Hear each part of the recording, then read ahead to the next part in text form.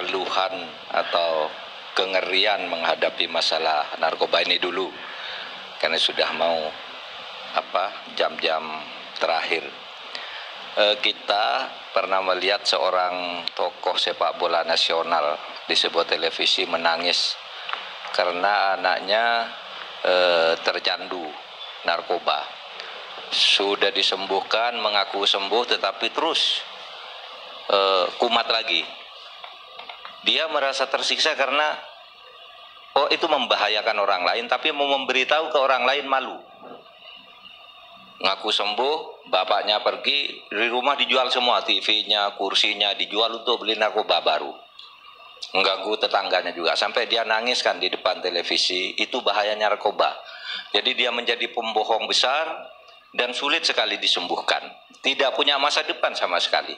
Gitu. Nah, itu yang saya dengar langsung dari sebuah acara televisi dari seorang pesepak bola nasional belum lama, beberapa tahun yang lalu. Berikutnya saya bersama Pak Benny Mamoto ini pernah ada diskusi tentang ini di lembaga perdamaian yang dipimpin Pak Salim Said dan Pak Sucipto mantan Kasal. Seorang dokter yang suka nuatin narkoba, anaknya kena narkoba. Dia nangis, malu kepada orang dan tidak pernah bercerita bahwa anaknya itu sakit karena malu, padahal dia penyembuh narkoba. Dia mengatakan amat sangat bahaya narkoba. Itu namanya Henry Yosodiningrat yang semua kita kenal. Dulu pada awal tahun 80-an dia menolak setiap konsep hukuman mati, sehingga membentuk satu LSM namanya HATI, kelompok anti hukuman mati. Karena dia menolak hukuman mati itu melanggar HAM, tapi begitu tahu soal narkoba dia sekarang menjadi pejuang agar pelanggaran narkoba itu dijatuhi hukuman mati. Karena tahu bahayanya narkoba itu.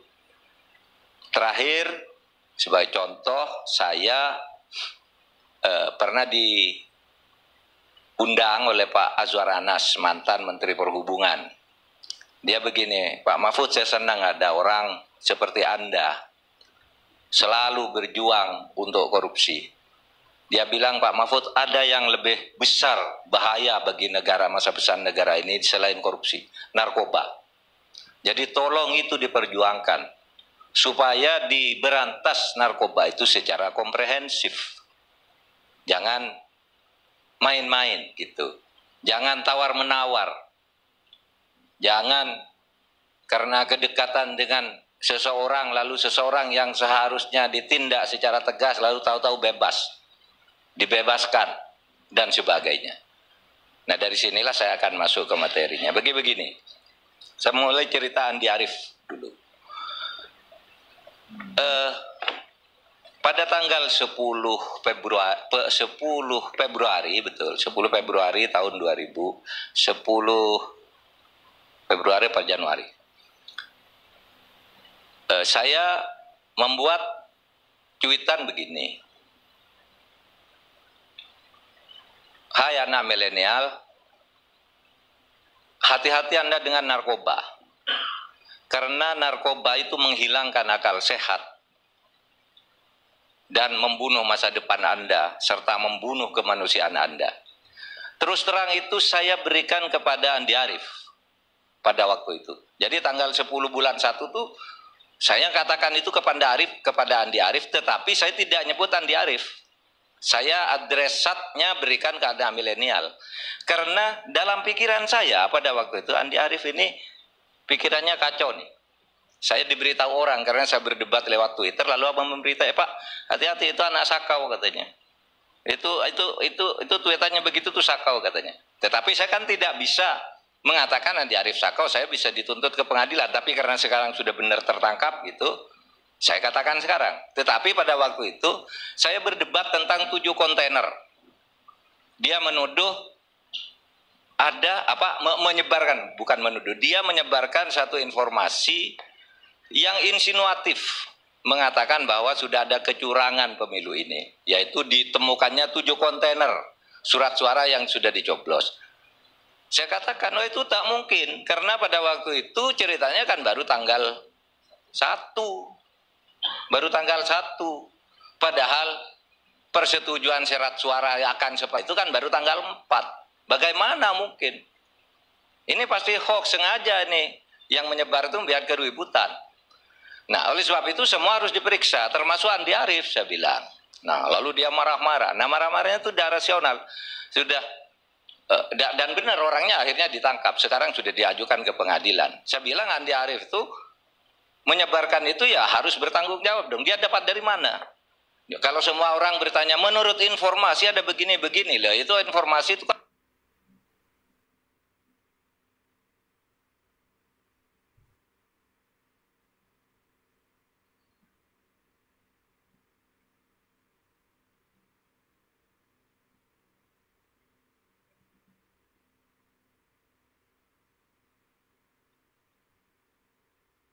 demokrasi, pejuang demokrasi seperti Bung Karno, Bung Hatta dan lain-lain itu perjuangannya berat, sementara saya tidak, saya bilang. Tapi saya enggak mention dia, gitu.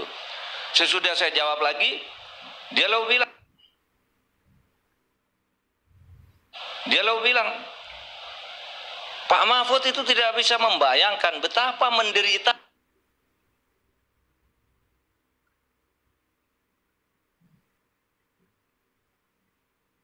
kontainer itu, gitu. Lalu dia nyebut anak istrinya.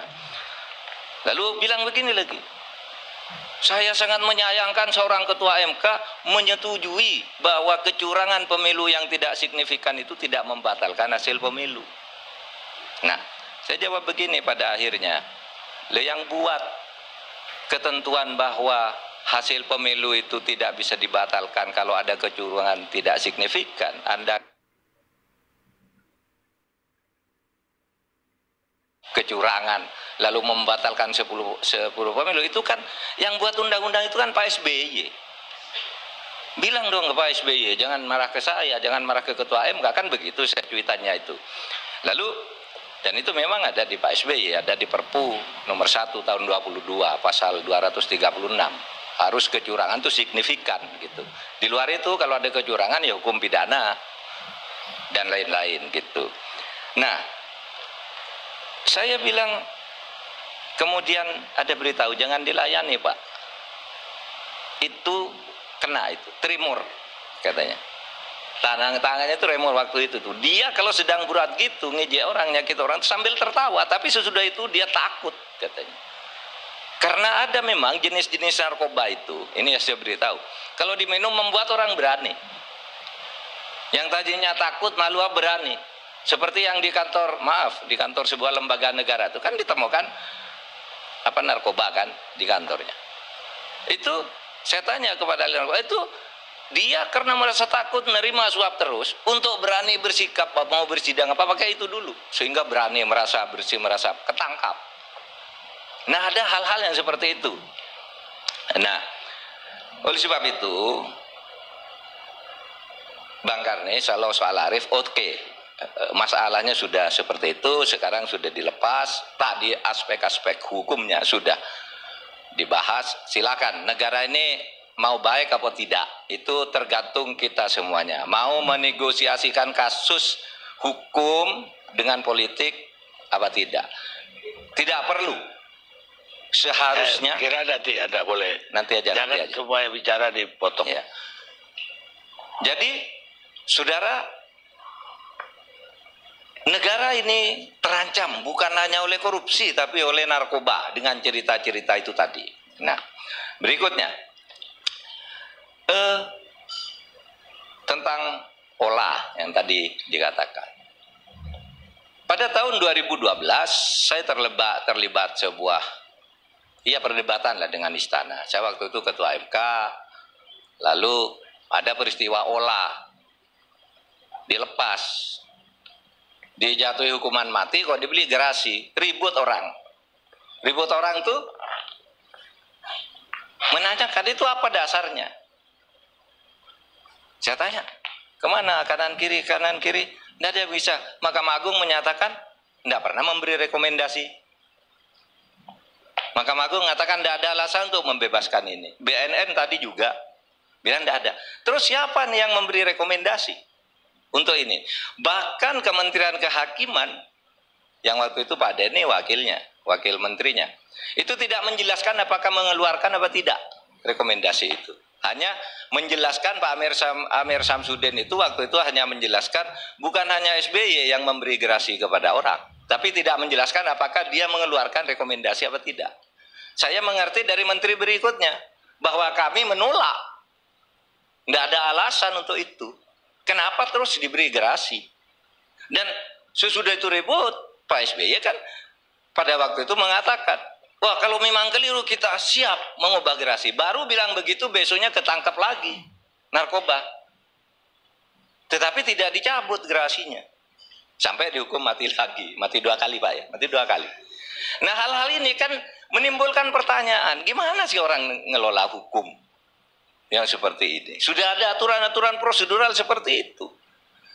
Nah, orang seperti Andi Arief ini, setiap saya bicara satu penegakan hukum, selalu membandingkan. Seakan-akan saya mendukung pasangan calon nomor 1 gitu. Padahal saya tidak pernah mendukung atau tidak mendukung. Meskipun mungkin orang menilai, oh iya gitu. Tapi saya tidak pernah mengatakan. Tetapi selalu dibandingkan dengan SBY dan macam-macam gitu. Seakan-akan, lalu orang mengatakan, Pak Mahfud kok selalu membandingkan dengan SBY terus, selalu ditanyanya begitu. Di zaman SBY dulu nggak ada loh orang dihukum karena memfitnah. Loh ada kok 2 orang saya bilang. Itu Zainal Marif. Anda berdebat dengan saya. Iya dengan Anda juga. Anda kan sudah di ujung. Sebelum itu Pak, Anda harus ikuti dari awal. Anda kan pada terakhir sesudah ribut gitu Anda bilang, ingat Pak Mahfud bahwa Pak SBY itu menghukum orang bukan atas nama kekuasaannya. Lah iya saya juga. Saya bilang saya melapor ke polisi itu tidak ada kekuasaan. Karena itu delik aduan kan tidak bisa. Itu kan sudah terakhir Anda bilang begitu. Sebelum itu perdebatannya panjang. 3 hari gitu. Kenapa selalu dibandingkan dengan SBY? Orang kena ITE, pelanggaran undang-undang ITE. Lalu DPR pokoknya harus dicabut undang-undang ITE yang digunakan oleh pemerintah untuk mengkriminasi lawan politik. Undang-undang ini zaman SBY cabut aja Anda DPR. Kok bicara ke publik seakan-akan bukan Anda yang buat. Anda punya hak legislasi menurut pasal 20 Undang-Undang Dasar. DPR yang mempunyai hak legislasi untuk mengubah, bukan mengadu ke masyarakat ini harus diubah gitu. Dan Anda dulu kan yang usul ditandatangani oleh Pak SBY. Melebar diskusinya, tapi Pak SBY kan tidak pernah menghukum orang karena mengkritik loh. Ini tidak bicara soal kritik. Kalau soal kritik ada Zainal itu Ma'arif yang dihukum karena diadukan oleh Pak SBY, Egy Sujana karena diadukan karena menuduh keluarga SBY dan Andi Malarangkek menerima mobil dari sebuah perusahaan di Korea kalau tidak salah, dihukum juga. Jadi kita negakkan hukum mari yang fair saja gitu, bahwa tidak usah dibanding-bandingkan dulu tidak ada, sekarang ada. Lalu dibuat karena memang butuh gitu. Akan halnya kasus Ola itu sendiri kan tidak jelas. Saya kira melalui forum ini juga ALC Pak Karni tanggal 12 November itu wawancara dengan saya langsung dari Jogja. Mengatakan bagaimana tuh Pak Mahfud, istana nih yang mewakili Pak Sudi Silalahi. Pak Sudi Silalahi itu mengatakan itu ketua MK tuh sembarangan ngomong katanya.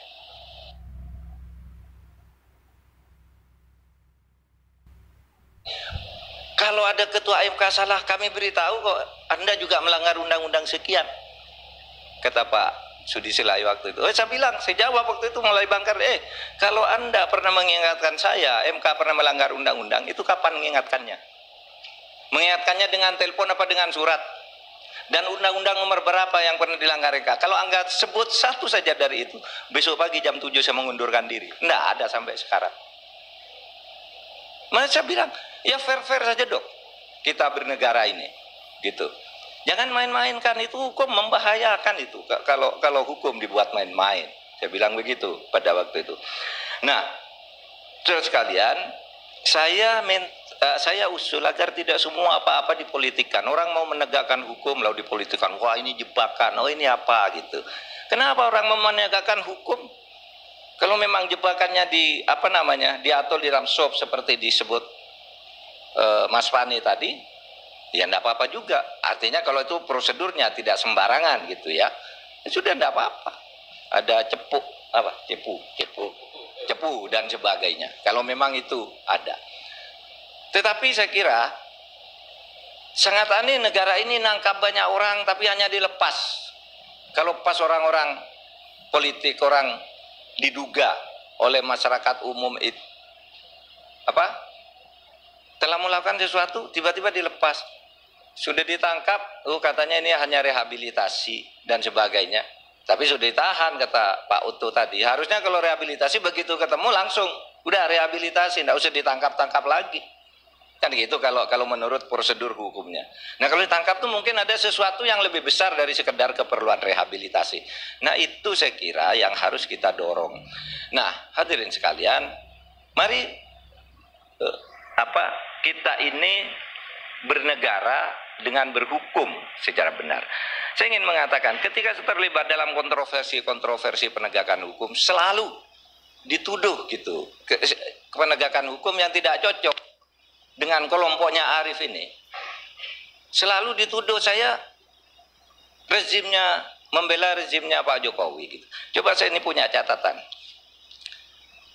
Saya juga membela kelompoknya Prabowo, misalnya Pak Rocky itu ketika mau dihukum, dipanggil ke polisi, saya bilang ke polisinya tidak ada alasan untuk mengkriminaliskan, untuk mempidana. Itu orang-orangnya Pak Jokowi tidak ada yang marah begitu. Saya bilang Rocky tidak bisa dihukum, tapi kalau saya membela kelompoknya si ini, langsung diserang rame-rame, tidak fair sama sekali. Saya juga membela Fadlizon. Saya membela Fadlizon. Fadlizon mau dirakan, memfitnah, mencemarkan Kiai Maimun. Saya bilang tidak ada itu. Di mana? Unsur pidananya mana?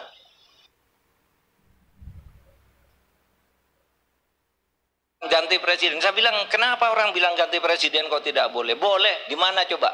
Subversinya di mana? Waktu itu ribut-ribut sesudah peristiwa Riau itu. Ya. Bahkan ketika Dane dulu pada tanggal 1 bulan 31 bulan 12 yang ditangkap itu dengan 11 orang Bu Rahma.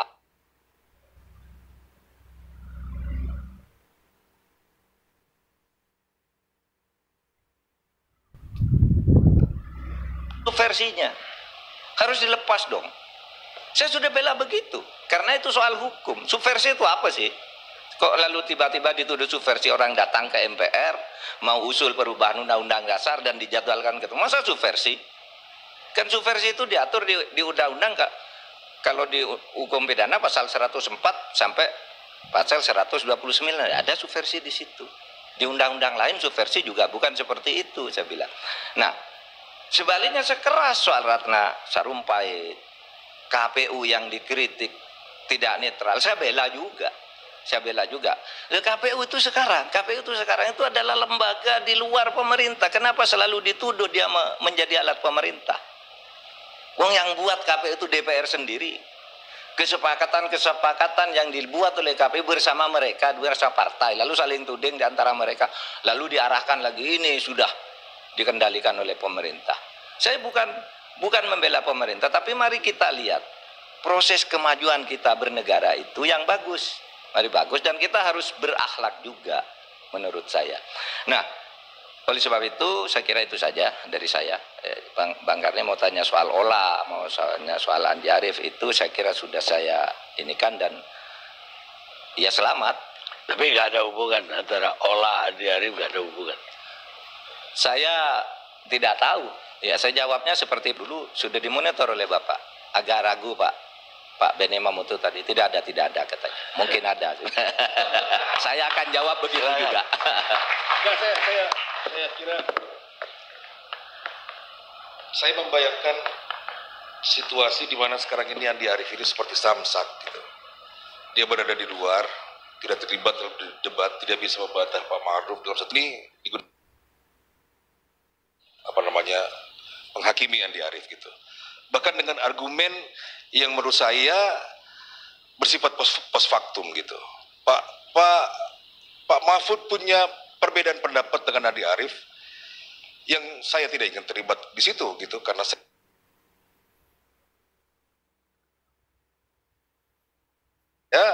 situasi ini sedemikian rupa telah membuat kesalahan yang diciptakan dalam perdebatan itu telah digunakan menurut saya malam ini secara unfair gitu, menyangkutkannya dengan kenyataan bahwa Andi Arief ditemukan sebagai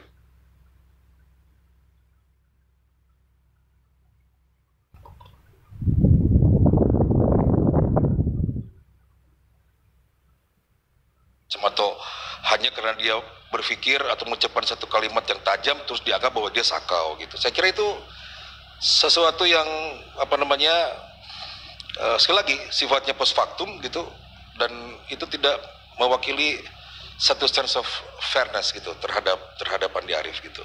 Malam ini Andi Arief ada di mana, dia pasti tidak menonton karena dia harus beristirahat, tetapi forum ini telah digunakan oleh Anda untuk menghakimi dia tanpa dia punya kesempatan untuk menjelaskan kepada publik tentang posisinya sendiri gitu, karena memang dia tidak ada begitu.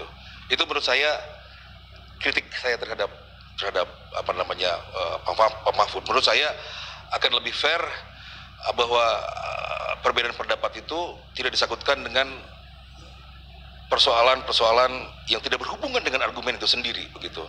Yang namanya perdebatan itu kalau menurut buku yang saya baca itu satu aja parameternya, the force of the better argument gitu, kekuatan dari argumentasi yang lebih baik. Nggak ada hubungannya dengan misalnya dihubungkan dengan ternyata dia begitu gara-gara dia kena narkoba. Itu post factum Pak Mahfud gitu. Itu menunjukkan bahwa Anda telah menggunakan semua cara sekedar untuk menunjukkan balas dendam. Terima kasih. Saya jawab dulu. Saya jawab ya, Lakarnya.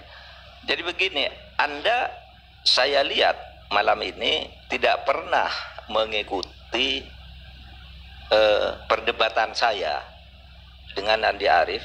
Saya memang tidak mengikuti perdebatan dengan Andi Arief. Kalau tidak mengikuti, soalnya Anda adalah perdebatan itu terjadi di Twitter, bukan di sini. Nah, Anda dengan Andi Arief bisa berdebat di Twitter berdua. Di sini Andi Arief tidak bisa membantah posisi Anda. Orang akan berpendapat bahwa apa yang semua Anda katakan benar, padahal bisa saja Andi punya perspektif yang berbeda kepada Anda gitu loh. Menurut saya itu unfairnya. Debat itu ya kita harus bertatap muka. Kalau nggak bertatap muka, kita pakai Twitter. Semua punya kesempatan yang sama untuk membalas gitu. Itu akan saya pertama. Andi di luar sedang dalam masalah, ya kan, dia menjadi samsak sekarang. Publik anggap bahwa semua omongan Anda benar karena bukan karena Anda benar, tetapi karena Andi tidak bisa memberikan perspektif yang lain, argumentasi yang berbeda dengan Anda, dan memberi kesempatan yang sama kepada dia untuk menunjukkan bahwa apa yang Anda katakan itu tidak lebih benar dari apa yang dikatakan begitu. Itu soalnya. Tapi yang paling menurut saya paling berbahaya dari pernyataan Anda adalah Anda menggunakan balas dendam.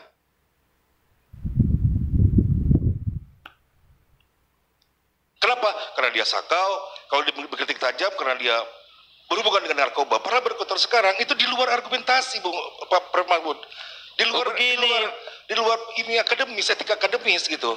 Sekali lagi yang ukurannya itu adalah the force of the better argument, bukan bahwa kebenaran orang sedang ada dalam satu situasi, Anda pukuli tanpa dia punya kesempatan untuk menjelaskan sendiri. Gantian dong, itu kan alasan Anda. Saya juga faktanya Andi Arief ada di sini kok. Iya, memang begitu. Begini lah, saya diundang ke sini untuk apa? Kan ada materi yang diminta. Pak Mahfud mau bicara apa? Anda menceritakan debat Anda dengan Andi Arief dan mengatakan bahwa Andi Arief itu salah gara-gara dia narkoba. Argumen macam apa seperti begitu? Ya, begini loh. Kasih kesempatan. Begini loh, saya mengatakan, saya tahu Andi Arief ini sudah diindikasikan lama. Ini juga tahu tadi sudah bilang. Tetapi waktu itu saya tidak bilang. Kenapa? Ini tidak ada bukti saya, gitu. Baru ini konfirmasi, gitu. Oh, ternyata benar nih. Ternyata benar nih. Kenapa? Kenapa tidak bisa begitu? Kenapa tidak bisa begitu? Kan benar toh. Waktu itu saya katakan, saya tidak nyebut nama Andi Arief karena saya tidak punya bukti. Apa hubungannya antara fakta bahwa Anda tahu sesuatu tentang Andi Arief dengan argumen Anda dan Andi Arief ketika berdebat? Urusannya apa? Bukan hanya dengan Andi Arief lah, dengan banyak orang. Bukan, Anda kan tergabung sama Andi Arief, orang narkoba bisa sakau, tangannya tremor segala macam itu. Itu dia. Iya, ya udah. Saya ngerti sekarang posisi Anda dan menurut saya nggak relevan. Anda nggak fair menggunakan itu untuk Andi Arief. Anda harus masuk di Twitter itu banyak ribuan orang yang ikut mengomentari itu. Banyak. Soal narkoba bukan debat dengan Andi Arief. Itu sudah disebut di dalam debat dengan Andi Arief itu. Makanya dikonfirmasi loh, berarti ini terkonfirmasi. Poin saya, silakan publik menilai gitu aja. Iya, silakan juga publik menilai. Baik, gitu aja. Oke. Pemirsa, jika kita mau memerangi narkoba, maka kumpulkanlah keluarga Anda dan di situ Anda menyampaikan pesan-pesan kepada keluarga Anda. McCaffrey, Ketua Badan Kebijakan Pengawasan Narkoba Amerika. Kita lihat.